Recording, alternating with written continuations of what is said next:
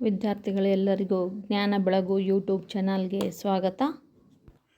ಯಾವುದೇ ಒಂದು ಕೆಲಸ ಇಲ್ಲ ಜೀವನ ಸುಸೂತ್ರವಾಗಿ ಸರಳವಾಗಿ ನಡಿಬೇಕಾದ್ರೆ ಮೊದಲು ನಾವು ಏನು ಮಾಡಬೇಕು, ಏನು ಮಾಡ್ತಾ ಇದ್ದೀವಿ, ಹಾಗೆಯೇ ಒಂದು ಪ್ಲ್ಯಾನ್, ಯೋಜನೆ ಅನ್ನೋದು ಬಹಳ ಮುಖ್ಯ. ಏನೇ ಕೆಲಸವನ್ನು ಮಾಡಿದರೂ ಕೂಡ ಒಂದು ಉದ್ದೇಶವನ್ನು, ಒಂದು ಗುರಿಯನ್ನು ಇಟ್ಕೊಂಡು ಮಾಡಬೇಕು. ಅದರ ಪ್ರಕಾರ ನಡಿಬೇಕು. ಉದ್ದೇಶ ಗುರಿ ಇಲ್ಲದ ಕೆಲಸ, ಜೀವನ, ಬದುಕು ಏನಾಗ್ಬಿಡುತ್ತೆ, ಅತಂತ್ರವಾಗ್ಬಿಡುತ್ತೆ. ಹಾಗಾದರೆ ಬನ್ನಿ, ಇವತ್ತಿನ ಪದ್ಯದಲ್ಲಿ ನಾವು ಗುರಿ ಅಂದರೆ ಏನು, ಗುರಿಯ ಒಂದು ಮಹತ್ವ ಏನು ಅನ್ನೋದ್ರ ಬಗ್ಗೆ ತಿಳ್ಕೊಳ್ಳೋಣ. ಪದ್ಯ 4 ಗುರಿ. ಕೃತಿಕಾರರು ಎಂ ಗೋಪಾಲಕೃಷ್ಣ ಅಡಿಗ. ಕೃತಿಕಾರರ ಪರಿಚಯ. ಎಂ ಗೋಪಾಲಕೃಷ್ಣ ಅಡಿಗ ಇವರು 1918ರಲ್ಲಿ ಉಡುಪಿ ಜಿಲ್ಲೆಯ ಕುಂದಾಪುರ ತಾಲೂಕಿನ ಮೋಗೇರಿ ಎಂಬಲ್ಲಿ ಜನಿಸಿದರು.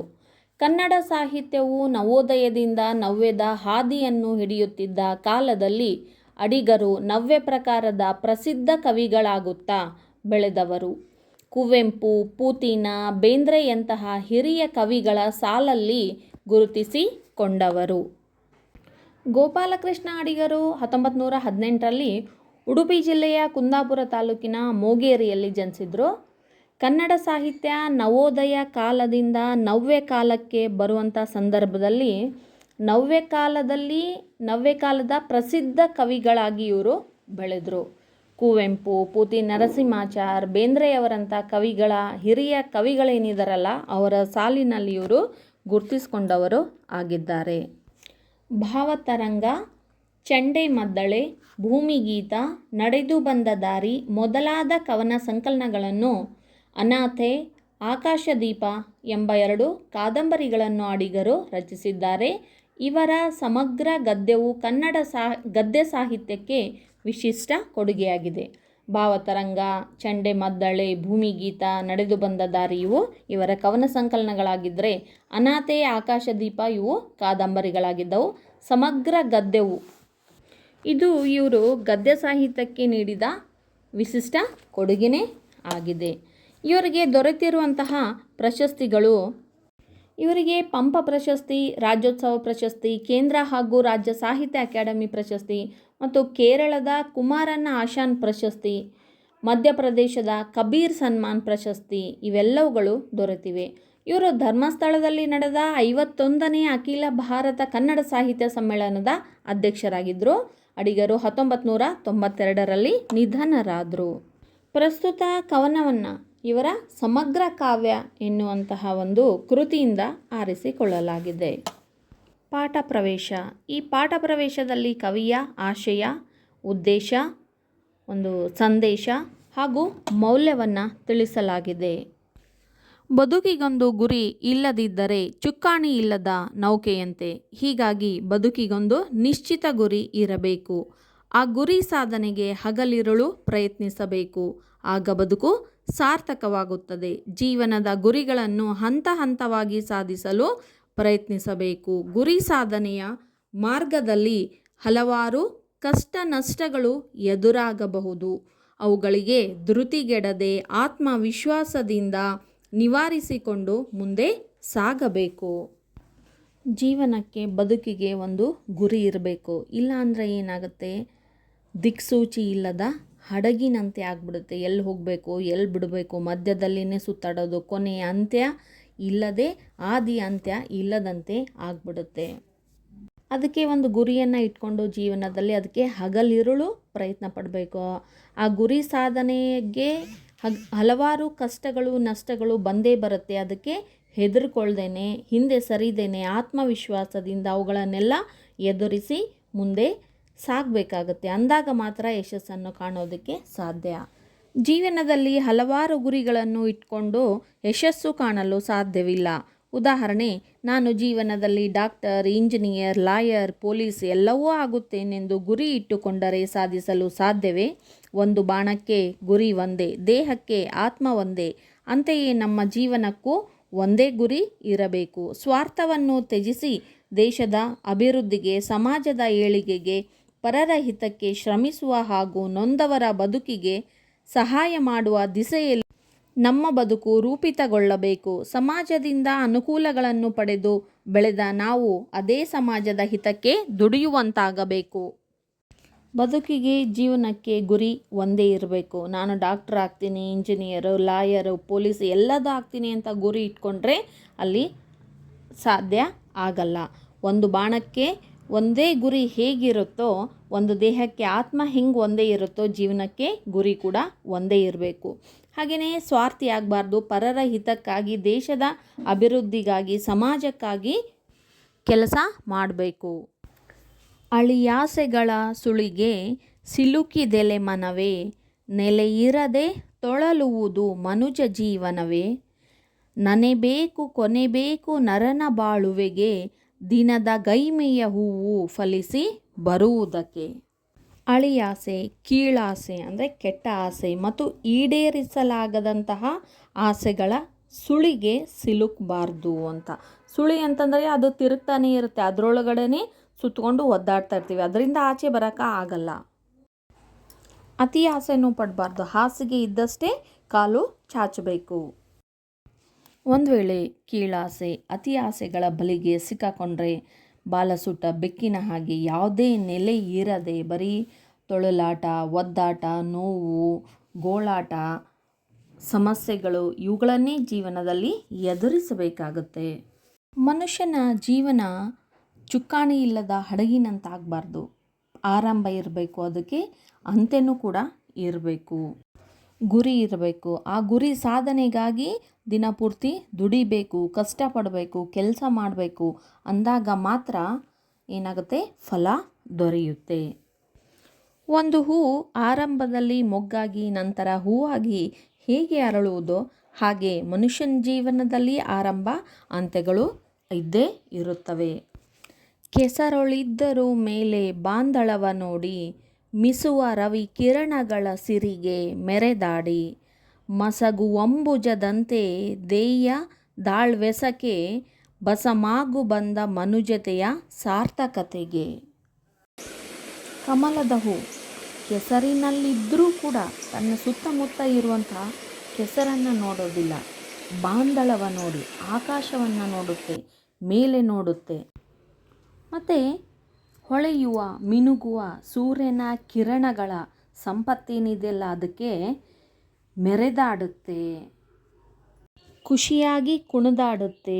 ಮಸಗುವಂಬುಜದಂತೆ, ಅಂಬುಜದಂತೆ ಅಂದರೆ ಈ ರೀತಿಯಾಗಿ ವಿಜೃಂಭಿಸುತ್ತೆ. ಅಂತಹ ಕಮಲದಂತೆ, ದೇಯ ದಾಳ್ವೆಸಕೆ, ಅಂತಹ ಉನ್ನತವಾದ ಗುರಿಯನ್ನು ಹೊಂದಿ ಆಳಿನ ರೀತಿಯಲ್ಲಿ ಕೆಲಸ ಮಾಡಿ ಆ ಗುರಿಯನ್ನು ಸಾಧಿಸಬೇಕು. ಅಂದಾಗ ಮಾತ್ರ ಮನುಜತೆಯ ಜೀವನಕ್ಕೆ ಸಾರ್ಥಕತೆ ದೊರೆಯುತ್ತದೆ. ಗಾಳಿ ಬಂದೆಡೆ ತಿರುಗುವ ಹೇಡಿತನವು, ದಾಳಿ ಬಂದೊಡನೆ ಶರಣೆಂಬ ಹೆಣ್ತನವು ಬೇಡ. ಹಿಡಿದೊಳ್ ದಾರಿಯೊಳು ಕೊನೆಯವರೆಗೆ, ದೂಡು ಬಾಳ್ವೆಯನ್ನು ಪೌರುಷದ ಹೊನಲೊಳಗೆ. ಗಾಳಿ ಬೀಸಿದ ಕಡೆ ತಿರುಗೋದು, ಹಾಗೆ ತಮ್ಮ ಗುರಿಯನ್ನು ತಿರುಗಿಸಬಾರದು. ಅದು ಹೇಡಿಗಳ ಲಕ್ಷಣ.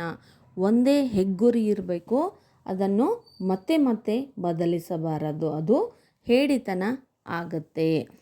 ದಾಳಿ ಬಂದೊಡನೆ ಹೆಣ್ತನವು ಅಂದರೆ ನಮ್ಮ ಮೇಲೆ ಯಾರಾದರೂ ದಾಳಿ ಮಾಡಿದಾಗ ನಮ್ಮ ಮನಸ್ಸನ್ನು ಬದಲಾಯಿಸಲು ಪ್ರಯತ್ನ ಪಟ್ಟಾಗ ನಾವು ಬದಲಾಗಬಾರ್ದು. ಅದು ಹೆಣ್ತನ ಆಗುತ್ತೆ. ನಾವು ಹಿಡಿದ ಗುರಿಯನ್ನು ಬಿಡದೆ ಎಂತಹ ಕಷ್ಟ ಪ್ರವಾಹ ಎದುರಾದರೂ ಕೂಡ ಪೌರುಷದಿಂದ ಎದುರಿಸಿ ಬದುಕಿನ ಗುರಿಯನ್ನು ಸಾಧಿಸಬೇಕು. ಒಂದು ಬಾಣಕ್ಕೆ ಗುರಿಯು ಹಲವಿರುವುದುಂಟೆ, ಒಂದು ದೇಹದೊಳಾತ್ಮವೆರಡಿರುವುದುಂಟೆ. ಒಂದು ಜೀವನಕ್ಕೇಕೆ ಹಲವು ಸಾಧ್ಯಗಳು, ಒಂದೇ ಹೆಗ್ಗುರಿಗೆ ಹೋರಾಡು ಹಗಲಿರುಳು. 2-3 ಗುರಿ ಇಟ್ಕೊಂಡು ಬಾಣ ಬಿಡೋಕ್ಕಾಗತ್ತಾ? ಒಂದು ಗುರಿ ಇರುತ್ತೆ, ಆ ಗುರಿಯನ್ನು ಇಟ್ಕೊಂಡೇ ಬಾಣವನ್ನು ಬಿಡಲಾಗುತ್ತೆ. ಹಾಗೆ ದೇಹಕ್ಕೆ, ಒಂದು ದೇಹಕ್ಕೆ ಆತ್ಮನೂ ಕೂಡ ಒಂದೇ ಇರುತ್ತೆ. ಆತ್ಮ ಎರಡು ಇರುತ್ತಾ? ಇಲ್ಲ. ಆದರೆ ಜೀವನದಲ್ಲಿ ಯಾಕೆ ಹಲವಾರು ಗುರಿಗಳನ್ನು ಇಟ್ಕೋಬೇಕು? ಹಲವಾರು ಗುರಿಗಳನ್ನು ಇಟ್ಕೊಂಡ್ರೆ 2 ದೋಣಿಯ ಮೇಲೆ ಕಾಲನ್ನು ಇಟ್ಟು ಜೀವನ ನಡೆಸಿದ ಹಾಗೆ. ಅದು ಯಶಸ್ಸನ್ನು ಕಾಣೋದಿಲ್ಲ. ಒಂದೇ ಗುರಿಯನ್ನು ಇಟ್ಕೊಂಡು ನಾವು ಹಗಲಿರುಳು ಒಂದೇ ಹೆಗ್ಗುರಿ ಇರಬೇಕು. ಒಂದೇ ದೊಡ್ಡದಾದ ಹಿರಿದಾದ ಗುರಿಯನ್ನು ಇಟ್ಕೊಂಡು ಅದಕ್ಕೆ ಕಷ್ಟಪಟ್ಟು ಅದನ್ನು ಸಾಧಿಸಬೇಕು. 2-3 ಗುರಿಗಳನ್ನು ಇಟ್ಕೊಂಡ್ರೆ ಯಾವುದನ್ನು ಕೂಡ ತಲುಪೋದಕ್ಕೆ ಸಾಧ್ಯ ಆಗೋದಿಲ್ಲ. ಎಲ್ಲದೂ ಕೂಡ ಅರ್ಧಂಬರ್ಧ ಆಗಿ ಅದು ಯಶಸ್ವಿನೂ ಆಗಲ್ಲ. ನರನೊಳಗೆ ನಾರಾಯಣನ ರೂಪು ಕಂಡು ತಿರೆಯೊಳಗೆ ಸುರಪುರದ ಮೈಸಿರಿಯನುಂಡು ಪರಹಿತಕ್ಕೆ ಬಳಲುತ್ತಿರಲದುವೇ ಜೀವನವು ಪೆರತೇನೆಸಗಿದರೂ ನಮಗೆ ಲಾಂಛನವು. ನರ ಅಂದರೆ ಮನುಷ್ಯ. ಮನುಷ್ಯನಲ್ಲಿನೇ ನಾರಾಯಣ ಅಂದರೆ ದೇವರು. ದೇವರ ರೂಪವನ್ನು ಕಾಣಬೇಕು. ತಿರೆ ಅಂದರೆ ಭೂಮಿ. ಭೂಮಿಯೊಳಗೇ ಸುರಪುರ ಅಂತಂದ್ರೆ ಏನು? ದೇವಲೋಕ, ಸ್ವರ್ಗ ಅಂತ. ಸುರಪುರದ ಮೈಸಿರಿಯನುಂಡು, ದೇವಲೋಕವನ್ನು ಭೂಮಿಯೊಳಗಡೆನೇ ಕಾಣಬೇಕು ಅಂತ. GS ಶಿವರುದ್ರಪ್ಪ ಅವರು ಹೇಳಿದ್ದಾರಲ್ಲ, ಎಲ್ಲೋ ಹುಡುಕಿದೆ ಇಲ್ಲದ ದೇವರ ಕಲ್ಲು ಮಣ್ಣುಗಳ ಗುಡಿಯೊಳಗೆ ಇಲ್ಲೇ ಇರುವ ಪ್ರೀತಿ ಸ್ನೇಹಗಳ ಗುರುತಿಸದಾದೆವು ನಮ್ಮೊಳಗೆ ಅಂತ. ಅದನ್ನು ಬಿಟ್ಟು ದೇವರನ್ನು, ಸ್ವರ್ಗ ಲೋಕವನ್ನು ಎಲ್ಲೋ ಹುಡುಕ್ತಾ ಹೋಗ್ತಾ ಇದ್ವಿ. ಸ್ವರ್ಗ ನರಕ ಎಲ್ಲದು ಇರೋದು ಭೂಮಿಯ ಮೇಲೆ, ನಮ್ಮೊಳಗೇ, ನಮ್ಮ ವಿಚಾರದಲ್ಲಿ, ನಮ್ಮ ಯೋಚನೆಯಲ್ಲಿನೇ ಇದ್ದಾವು. ನಮಗಾಗಿ, ನಮ್ಮ ಸ್ವಾರ್ಥಕ್ಕಾಗಿ ನಾವು ಮಾಡ್ಕೊಂಡೇ ಮಾಡ್ತೀವಿ. ಅದನ್ನು ಬಿಟ್ಟು ಅದರ ಜೊತೆಗೆ ಬೇರೆಯವರ ಹಿತಕ್ಕಾಗಿಯೂ ಕೂಡ ನಾವು ಶ್ರಮಿಸಬೇಕು ಅಂತ. ನೊಂದವರ ಬದುಕಿಗೆ ಸಹಾಯ ಮಾಡಬೇಕು. ಪೆರತೇನೆಸಗಿದರು ಅಂದರೆ ಇದನ್ನು ಬಿಟ್ಟು ಬೇರೆ ಏನಾದರೂ ಎಸಗಿದರು ಅಂದರೆ ಮಾಡಿದರೂ ಕೂಡ ಅದು ನಮಗೆ ಲಾಂಛನ ಅಂದ್ರೇನು? ಕಪ್ಪು ಚುಕ್ಕೆ. ಬೇರೆ ಏನಾದರೂ ಅಂದರೆ ಬೇರೆ ಕೆಟ್ಟದ್ದನ್ನು, ಕೆಡಕನ್ನು ಮಾಡಿದರೆ ಅದು ನಮ್ಮ ಜೀವನದಲ್ಲಿನೇ ಒಂದು ಕಪ್ಪು ಚುಕ್ಕೆಯಾಗಿ ಕೊನೆಯವರೆಗೂ ಕೂಡ ಉಳಿದ್ಬಿಡುತ್ತೆ.